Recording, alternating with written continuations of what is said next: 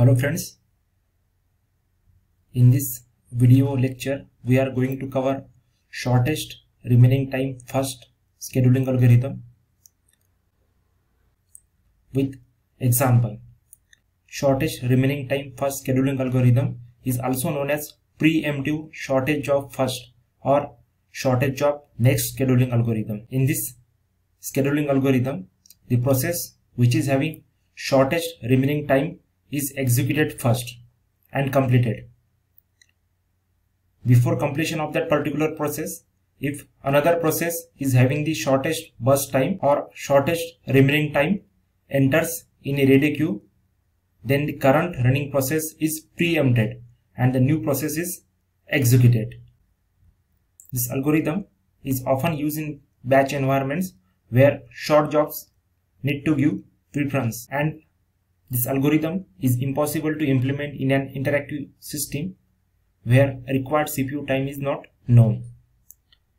Let's see the example of shortest remaining time first scheduling algorithm.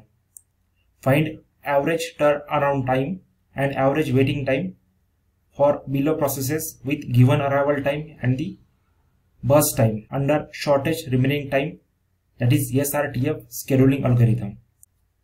In order to find turnaround time, we need to find completion time first, that is CT. Arrival time is given and burst time, that is execution time, is also given, and we can find waiting time from turnaround time and the burst time which is given. Sketch the NAT chart first.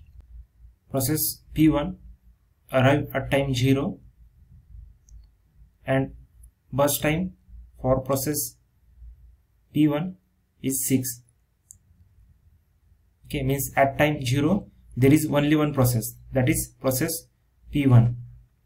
P1 execute here. At time 1 there are two processes, process P1 and P2.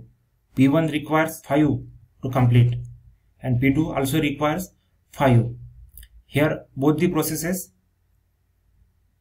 require equal burst time, so priority is given to the P1 process because P1 arrive at 0 and P2 arrive at 1. So P1 will continue.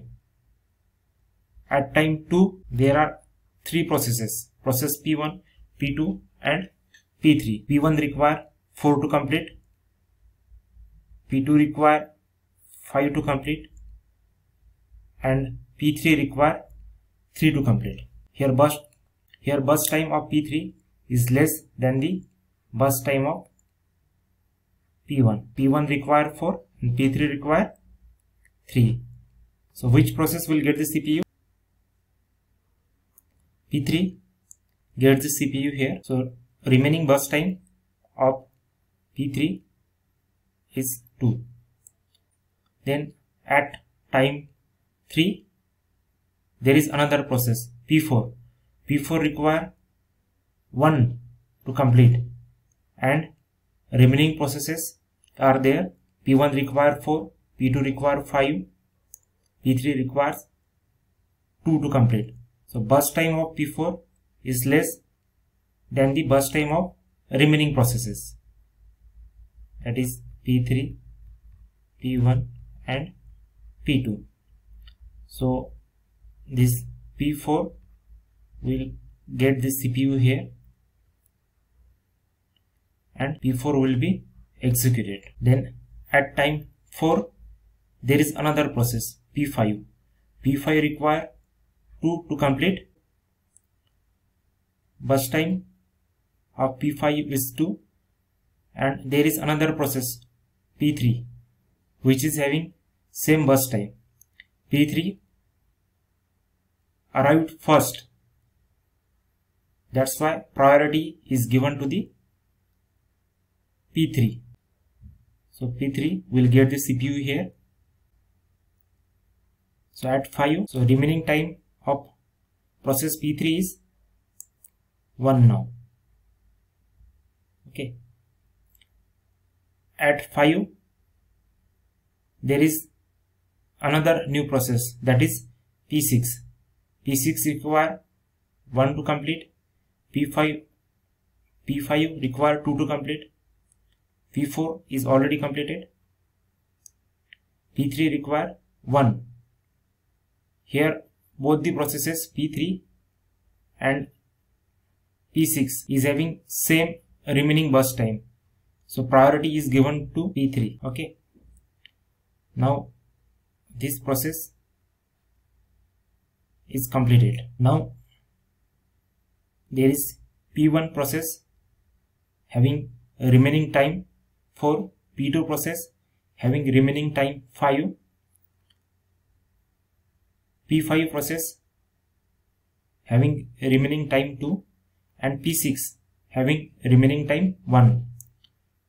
So P6 is having smallest CPU burst time as compared to remaining processes. So P6 will get the CPU and P6 will complete its execution. Now there are 3 processes, P1, P2 and P5. P5 is having shortest remaining time as compared to the P1 and P2.